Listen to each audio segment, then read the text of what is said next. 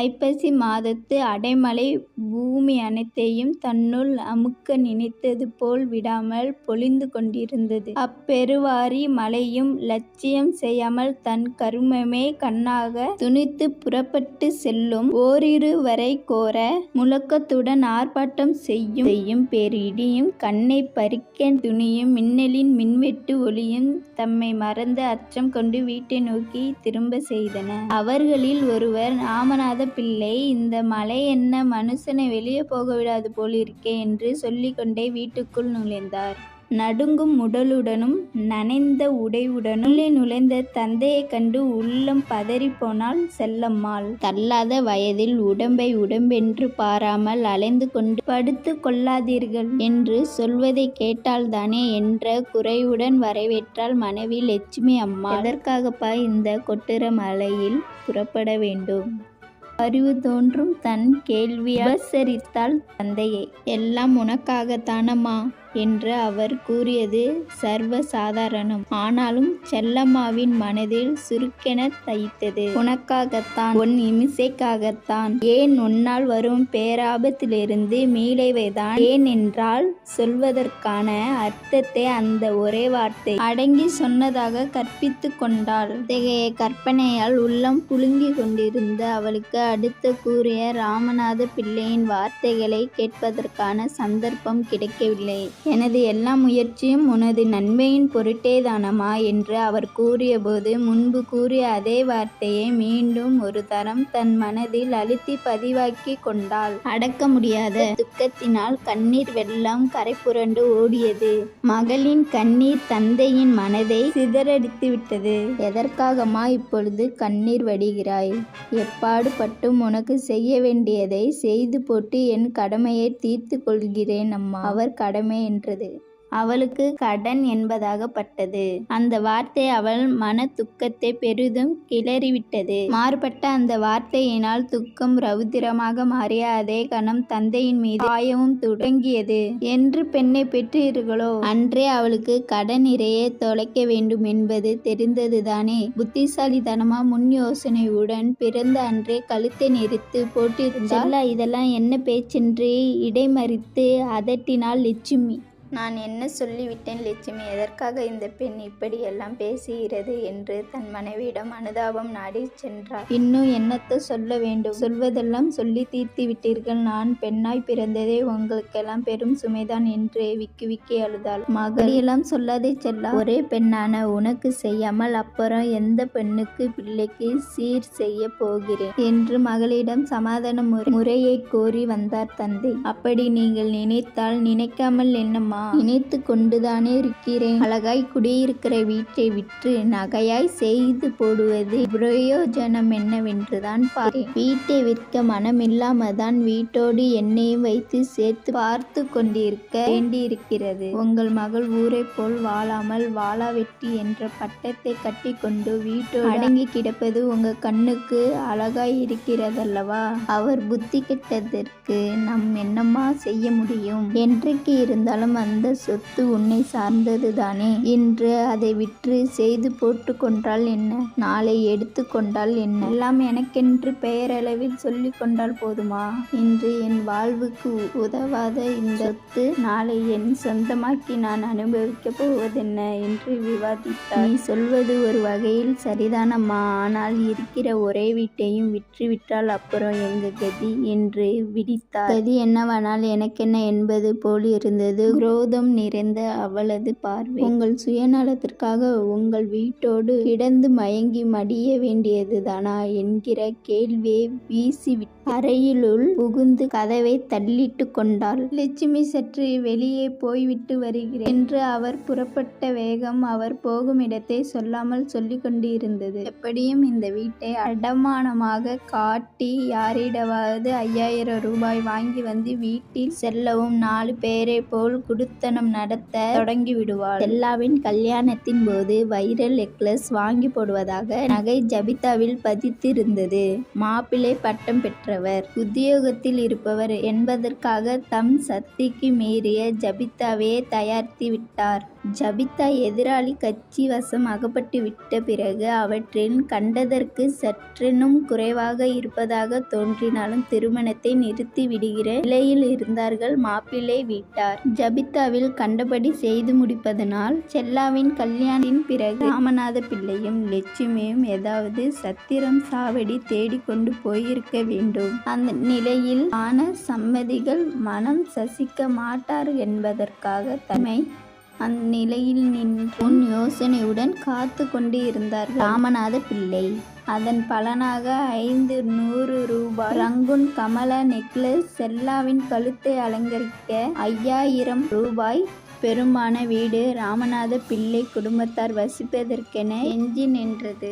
உண்மையை எத்தனை நாட்களுக்கு மறைத்து வைக்க முடியும்? பெண் கொண்டு வந்த சீரையெல்லாம் பெருமையுடன் மற்றவர்களுக்கு எடுத்துக்காட்ட ஆர்வமுள்ள செல்லாவின் மாமியார் அன்று வந்திருந்த தன் சிநேகிதியிடம் மருமகளின் நகையை பற்றி புகழ்ந்து கொண்டிருந்தார். இவருக்கு இத்தனை செல்வாக்கில் பெண் கிடைத்து விட்டதே என்று பொறுமலில் குலுங்கி கொண்டிருந்தால் வந்தவள். ஏதாவது சொன்னால்தான் தன் மனதிற்கு சாந்தி கிடைக்கும் என்று ஆராய்த்து கொண்டிருந்த அந்த அம்மாவுக்கு போலி நகை கண்ணை உறுத்திற்று. இந்த நெக்லஸ் அசல் வைரம் இல்லை போலிருக்கே என்று இழுத்தாள் அந்த அம்மா. நன்றாய் சொன்னேன் என்று மேலே ஏதோ சொல்ல தொடங்கினாள் மாமியார். ஆமாமா, அது இமிடேஷன் கல்லுதான் என்று உண்மையை ஒப்புக்கொண்டாள் செல்லா.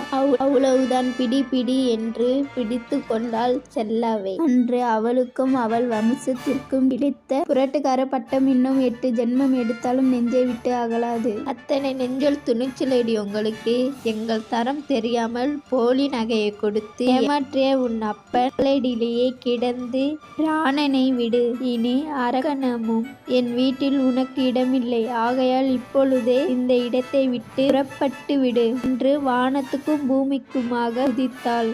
கணவன் வந்துவிட்டால் தன்னை காப்பாற்றி விடுவார் என்கிற நம்பிக்கையில் அப்படியும் இப்படியுமாக பொழுதை கடத்தி பார்த்தால் செல்லம். கணவன் வந்தவன் செல்லாவுக்காக தாயாருடன் வாதாடுவதற்காக பதிலாக செல்லாவை ரயில் ஏற்றிவிட வந்தான். தாயார் உத்தரவுக்கு கீழ்ப்பணிந்து தன்னை ரயில் ஏற்ற துணிந்த கணவனை இனி ஜென்மத்திற்கும் ஏறெடுத்து பார்க்க கூடாதென்கிற வெறுப்புணர்ச்சி அவள் இதயமெங்கு பரவி கிடந்தது. இதுவரை ஒன்றுமே பேசாமல் மௌன விரத்தை அனுசரித்து வந்தவன் ரயில் புறப்பட போகும் சமயம் ஏதோ கூறினான். உன் தந்தை வாக்களித்தபடி வைர நெக்லஸ் போட்டு அனுப்பினால் உனக்கு இந்த நிமிஷத்திலும் இங்கே வர உரிமை உண்டு. எனது இதயத்தில் உனக்கென ஒதுக்கி வைத்திருந்த இடம் என்றும் உனக்காகவே காத்து கொண்டிருக்கும். இந்த மொழிகள் ரயிலில் மட்டுமல்ல, வீட்டோடு வந்து 6 மாதத்திற்கு பின்னரும் இன்று நினைத்தாலும் அவள் மனதிற்கு இன்பமளிப்பதாய் இருந்தது. இந்த இன்ப மொழிகளை நினைத்து நினைத்து வகையில் முழுகிவிடுவாள். துயரத்தால் நிரம்பி இருக்கும் தன் வாழ்க்கையை சீர்படுத்த பொன்மொழி எனவே மனனம் செய்து வந்தாள். அன்று சொன்ன வார்த்தைகளை அதை பலப்படுத்துவது போல் எப்பொழுதாவது அவள் கணவனிடமிருந்து வரும் கடிதங்களிலும் அதே கருத்தை கொண்ட எழுத்துக்களாக தனித்திருக்கும். அப்படிதான் அன்று வந்த கடிதத்தையும் படித்து பார்த்துவிட்டு தந்தையை வற்புறுத்தினாள். அவளுடைய நெருப்பு பொறுக்க மாட்டாமல் தான் மழை என்று பாராமல் வெளியே புறப்பட்டார். வெளியே கொட்டும் மழையை தாங்க சரி என்று உள்ளே நுழைந்தார் ராமநாத பிள்ளை. உள்ளே அவள் மாறியே தாங்க முடியாமல் மீண்டும் வெளியே புறப்பட்டு விட்டார். வீட்டை யாருக்கோ எழுதி கொடுத்த 5000 பெற்று கொண்டு வந்து விட்டார் பணத்துடன். வந்து சேர்ந்த தந்தையை கண்டு குழந்தை போல் துள்ளி குதித்தாள். உள்ளத்தில் பொங்கும் வகைய மெல்லிய இசையின் மூலம் வெளியே பரவ விட்டபடியே அன்றைய வேலைகளை எல்லாம் வெகு சுறுசுறுப்பாக செய்து முடித்தாள். 4 மணிக்கு மனைவியும் மகளையும் அழைத்து கொண்டு நகைக்கடைக்கு புறப்பட்டார் ராமநாத பிள்ளை. திரும்பும்போது தன் மகள் வானத்தில் நிலவிய இன்ப நிலையை கண்டு மனம் மகிழ்ந்தவராய் அவள் கழுத்தை நோக்கினார். செல்லாவோ இந்த உலகத்தையே மறந்து கனவு லோகத்தில் கஞ்சரித்து கொண்டிருந்தாள். மறுதினமே தன் கணவன் அழைத்து போக வந்துவிடுவார் என்று இந்த வருஷம் தீபாவளியின் கணவனுடனும் மாமன் மாமியாருடனும் கழிக்கலாம் என்ற இன்பம் எண்ணமும் அவளை இவ்வுலக நினைவையே மறக்க செய்தது. அவள் கடிதத்தில் கண்டபடி மறுதினமே கணவன் வந்து அழைத்து போய்விட்டான். சொன்னதை வாங்கி போட்டு கொண்டு வந்ததற்காக மாமியார் தன்னை கண்ணில் வைத்து ஒற்றி கொண்டாள் என்று நினைத்தாள். அதற்கு பதிலாக அவளை கண்ணில் வைத்து தரித்து கொண்ட மாமி எண்ணம் கொண்டு இருக்கிறார் என்பது அவளுக்கு எப்படி தெரிய போகிறது? தன்னை பெற்றவர்களை பலவந்தப்படுத்தி பல இம்சைக்கும் உள்ளாக்கி அந்நகையை பெற்றுக்கொண்டு வந்தால் பிடிவாதத்தனமாக. அதன் பிறகாவது அவள் வாழ்வு வளம் பெற்றதா இல்லை. அன்று சிநேகிதியின் முன் தன் பட்ட அவமானமே மாமியின் மனதை அரித்து கொண்டு இருந்தது. இன்று மருமகள் அதே நகையை கொண்டு வந்து விட்டாள். ஆனாலும் பட்ட அவமானம் தானே என்கிற எண்ணம் ஆழ பதித்து போயிருந்த அந்த மாமியின் மனதன் காரணமாக குடும்பத்தில் எப்பொழுதும் சண்டையும் சச்சருமே. குடும்பம் இரண்டு காட்சியாக பிளவுபட்டு நின்றது. கணவன் மாமன் மாமியார் மூவருமே ஒரு கட்சி, அவள் மட்டும் தனி கட்சி. தனியாக நின்று அவள் எத்தனையோ கஷ்டத்தையும் சந்தித்து கொண்டு பொறுமையுடன் எப்படியோ காலம் தள்ளி வந்தாள். இந்த சமயத்தில் அவள் பெற்றோர் வசிக்கும் ஊரில் இருந்து உறவினர் ஒருவர் வந்தார். வீட்டை விற்ற பிறகு ராமநாத பிள்ளையின் சொற்ப சம்பளத்தில் குடியிருக்கும் செலவழித்து கொண்டு குடும்பத்தை நடத்த முடியாமலும் மிகவும் கஷ்டப்பட்டார் ராம். அதுவும் சில நாளைக்கே வயதாகிவிட்டால். இப்பொழுது வேலை இல்லாமல் அவர் படுகிற அவதியை பற்றி ஊரில் இருந்து வந்தவர் கூறியதை கேட்கும்போது செல்லாவின் மண்டையில் ஓங்கி அடித்தது போல் இருந்தது.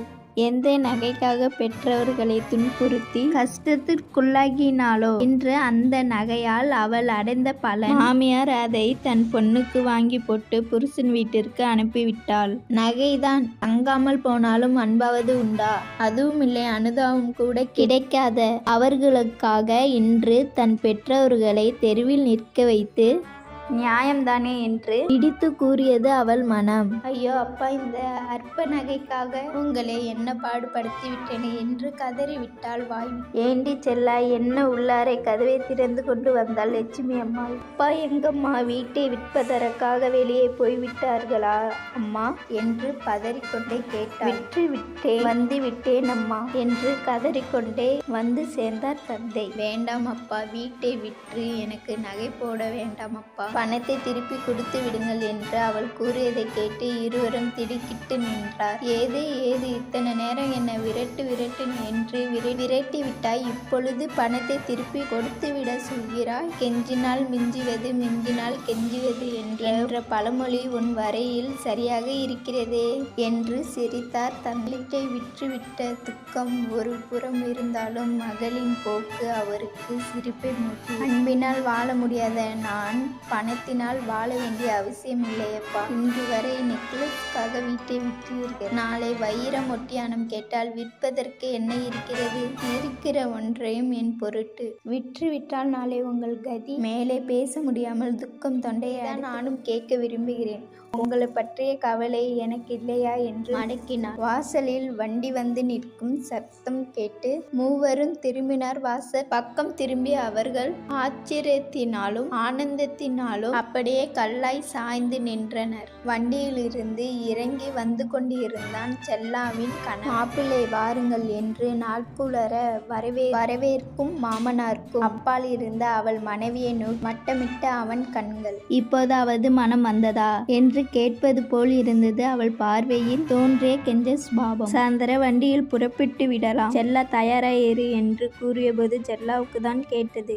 கனவா நனவா என்றே பிரமையாக இருந்தது. பெற்றோரை நமஸ்கரித்து விட்டு வண்டியில் ஏறிய பிறகுதான் அவளுக்கு தான் காண்பது கனவல்ல என்பது உறுதிப்பட்டது. வண்டி சிறிது தூரம் சென்றது. தன்னையே நோக்கி கொண்டிருக்கும் கணவனிடம் ஏதாவது பேச்சு கொடுக்க நினைத்தவள், நீங்கள் பொல்லாதவர்கள் என்றாலே நீதான் என்று அவன் திருப்பி சொல்லவே திடுக்கிட்டு விட்டார்.